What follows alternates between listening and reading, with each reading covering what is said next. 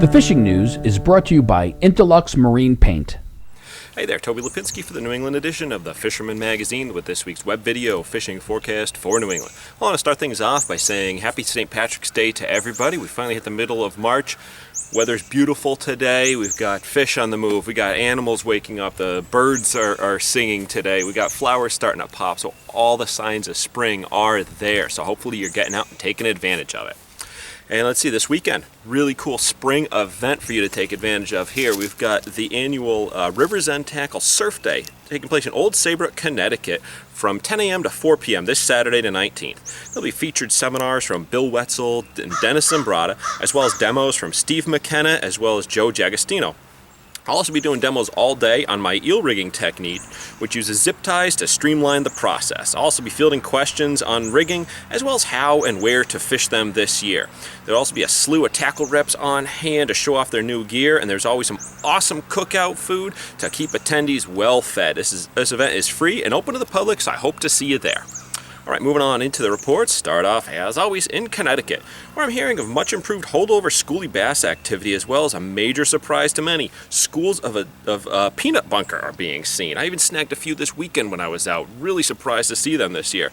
They appear to really have wintered over, along with schools of adult bunker that was seen last month, and now the small stripers are feasting on them in many of the tidal rivers across the state.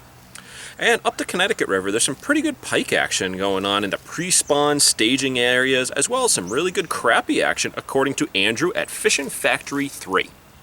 And then moving on into Rhode Island, cod fishing continues to hold steady, with the boats starting to get on a somewhat regular sailing schedule right now. And I did hear of a slightly more difficult bite earlier this week due to the return of somewhat seasonable weather for this time of the year, but this coming weekend is looking pretty nice. Somewhat calm winds, toned down seas, so I really urge you to get in on the bite while the getting is good, because again, it might flip around next week. You never know how long this nice little warm spell and calm weather is going to last.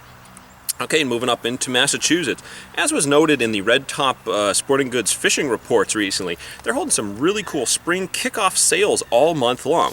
This weekend features specials from the likes of the Guppy Lure Company, Tsunami, Salt Life Sport Optics, and a few others. So check out the online events calendar for complete details on what's going on. Be sure to swing in and say hi to our good friends up at Red Top.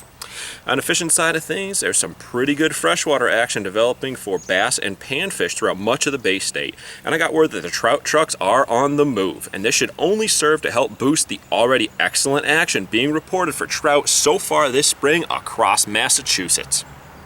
All right, well, there you have it. I'm Toby Lapinski for the New England edition of the Fisherman magazine, wishing you tight lines if you head out onto the water this weekend. The fishing news is brought to you by Interlux Marine Paint.